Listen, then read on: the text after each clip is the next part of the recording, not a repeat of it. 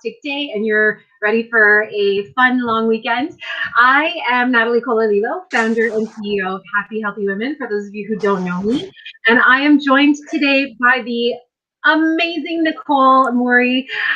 Nicole is so many things to me and to the Happy Healthy Women collective and to the world. So let me share. She is a branch director with us in Happy Healthy Women. She runs our Thunder Bay branch. She is also a women's empowerment coach and really sees the value in, the same philosophy that we have in terms of bridging the gap between our wellness and our success. And so when we talk about wellness, we talk about multiple facets of wellness. It's not just eating carrots and working out. And so today we are going to hear from Nicole. So thank you for being here, Nicole. Welcome. I'm so happy to have you here. Thank you so much, Natalie. It's my great pleasure. I think this is our first chance to chat live, and I'm really excited to dive in. Yes, me too. I'm so glad we're doing this. So today we're talking about emotional wellness for entrepreneurs. But before we get there, can you share a little bit about yourself and your journey and how you came to do what you do in empowering women? Absolutely. I think that a lot of women will relate to my story. About several years ago, I wasn't feeling the happiest, healthiest version of myself. And so in my case, I just felt like I was carrying the weight of the world, and it was impacting my life and my health and the whole rest of it.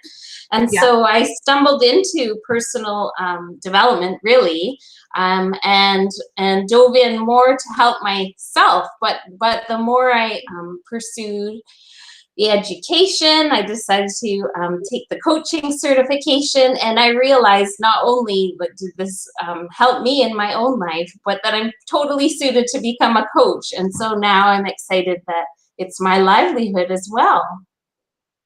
I love it. I love it. And you do such a great job showing up as that, right? It's not just that it's part of your professional life. It is you, right? And I love how you step into that. So in all ways. So let's talk a little bit about emotional wellness. So why was this important for you to talk about? I know that when we talk about wellness, we talk about so many areas, and emotional wellness, it's sort of fogged by like perk up and stay positive and lots of messaging around that. So talk to me about your thoughts on it as a whole, and then we'll dive deep. Yeah, absolutely. Oh, I'm getting tingly already just getting ready to talk about it. Of course, in my training, in my wellness, I believe in physical, emotional, mental, and spiritual health. And of course, most of us know about all of these things, but the one that really spoke to me is this whole area of emotional wellness, which I really feel is not talked enough about, really. Or when we do hear about it, it's after the fact, like, once we're totally at the bottom of the barrel and needing to pull ourselves out of that. And so I was almost angry after learning all about emotional wellness and what that really means, and how to feel all of our feelings and how to move through them instead of like hating them and trying to skip over them or whatever we tend to do most often. So yeah, I was feeling really angry. Like, this is such simple, straightforward information that I feel like all of us as women, well, as humans, really need to know. And so it kind of became my mission to help get the word out, help people to, learn how to do all of that, leverage their emotions, I guess. Mm-hmm. About the positive and the negative aspects. Definitely, I'm a coach who believes in feeling as happy as possible, as much of the time as possible, and pursuing the things that light me up and that I love. And yet, I also hold with that the importance of looking at our yuckier emotions that we don't enjoy having and not just skipping over them, honoring them too. So in other words, all emotions are equal. They can have beautiful messages for us, and we can move through all of the emotions, the quote unquote good or bad ones. Yeah, for sure. So I love that we're talking about this right now, especially during this time, because more often than not right now I'm hearing from women who are wanting to work with us or work like with coaching, that they're talking about that they're just in this funk, right? That they're Mm-hmm, just in this mm-hmm. place of not being able to move forward, and no matter what they try, they just resort back to this funky feeling of sadness or feeling helpless. So what are some ways, like, and I don't know if you have some like quick tips or a few ways that we can start to move ourselves out of this funk. Yes. Well, the funk is totally understandable, and it is a global pandemic, and so it's natural that many of us feel this way. And perhaps despite mentally wanting to move forward and get on with things, which we can do to some extent, at the same time, we are stuck, and it makes sense that we're feeling this way inside. And so the first thing that comes to mind is the fact that I'm a nature lover. In fact, I love coaching clients while we're walking outside. So I use nature as metaphors. And so specifically the seasonal metaphor is what's coming to mind right now. So if we look at the seasons and think about what those mean to us, here in central Canada, we've got autumn, which is thought of as the season of change, where you're slowing down and going inward. It moves into winter, which is the rest and renewal period, really not much happening. And then the spring is coming outward, getting more active into the summer. Again, it's kind of slowing down a bit, but you're just fully in your flow. And so we can use this as, the emotional seasons as well. And so when we're talking about being stuck, for me, that's definitely like the fall winter energy. And the trick, I guess, is to realize where you are in your emotional seasons. So, if you can recognize that, hey, as a globe, we are in this wintering period for sure, because everything stopped and we can't move forward. And so just like being aware of where you are emotionally, and then pairing that with, okay, well, if I am in this emotional season of winter, what does nature do around me? Well, it is a time for rest and renewal.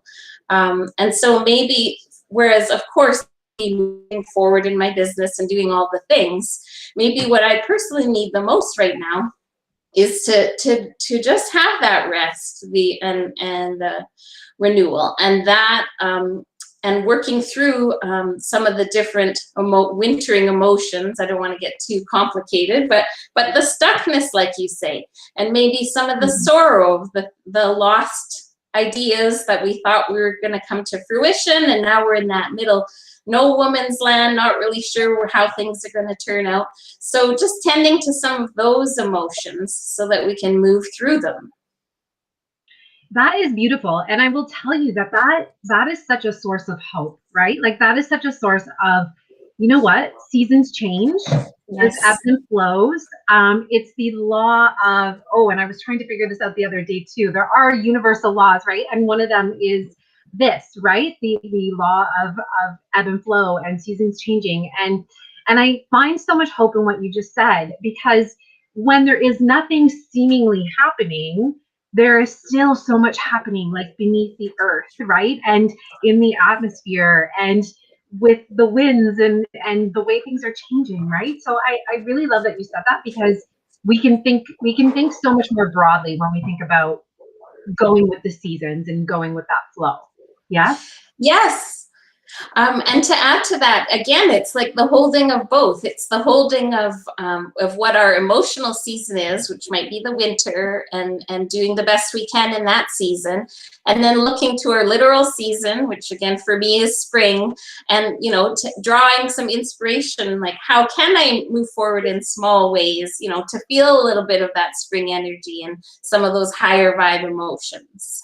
Love it. I love it. So obviously one of the things then that we can do to move ourselves into a higher vibration place with our emotions is to obviously get outside of nature. And I know lots of people are doing that, especially more and more these days. What are some other things, Nicole, that you recommend that we do? Yeah, it's so unique, I think, to each person, Yeah. depending on what area of your health that you want to work on. Because again, sometimes it's the physical health, and so for me personally, with the warmer weather, like I'm into the activity, getting out and moving my body more often. But again, that's personal. And so a quick little exercise I can share with you, and so that you and the ladies listening could try it out. It comes down to the 3 N's for me, which are notice, needs, and nurture. So if you picture yourself waking up and you're in bed in the morning, you're just noticing how you're feeling overall in your body, your thoughts, your feelings, your like how your physical body is feeling, and just non-judgmentally observing. Some days we wake up feeling crummy. Some days, we got a spring in our step. So just noticing what's going on. The second part of that is identifying the needs that are underneath our feelings. So on the crummy days, what are those universal human needs that are underneath this cranky mood of mine, or this sad feeling that I'm having? And so some of those could be the need for connection. It could be like our basic human needs, like we're hungry. It could be the need to have a little fun in our day. So, you can look back to old Maslow's hierarchy to get some ideas of what other needs might be. And that is the secret. The needs are the secret, because now what you can do is to meet that actual underlying need. So rather just leaping out of bed and doing your same old go-to practice, it's gonna change every day. So when you identify that need, maybe you have a need to connect, then the third step is the nurturing piece. So you're going to be it's going to be more helpful now, because if your need is connection, as an example, well, you think, hey, I'm going to call my sister today. That always cheers me up. Or, whatever it is that you feel will meet that underlying need.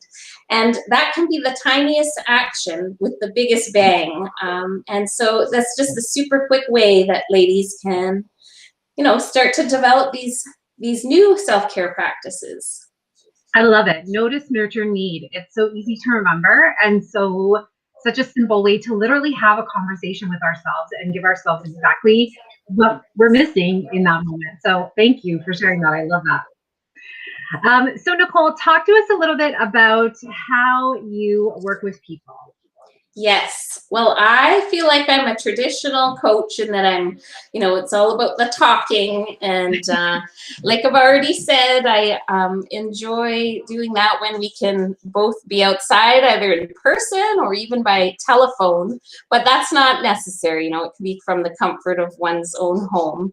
And yeah, so not only in my work am I helping ladies, up their emotional wellness or leverage their emotions, but I find when we take care of ourselves, naturally the things that we as women, and we're always juggling so many things like our businesses, well, naturally it benefits our businesses by doing that. And so I guess what I'm saying, in other words, is start with the woman and her self-care, and then she can apply everything that we do together to grow all of the other areas of her life. I love it. So you look at the multiple facets of a woman's life, and I mean, at the end of the day, like, how does this? I'm sure you have seen big change with women and their businesses, right? When it comes to getting a handle on that emotional wellness, and it transpiring into success in their business. Is there anything you want to share around that?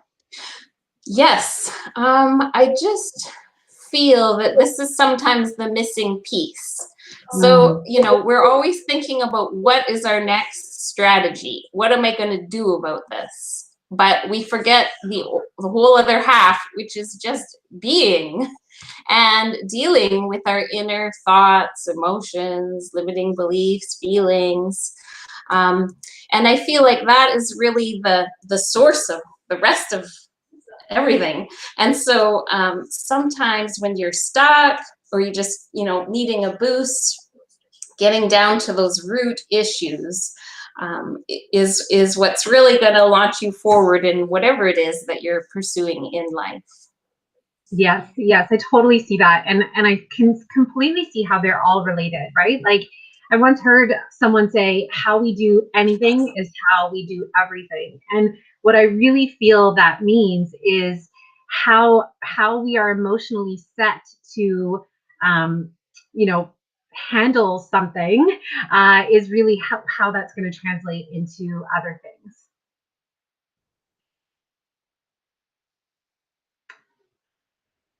And Nicole, I think I lost you. Hopefully you come back.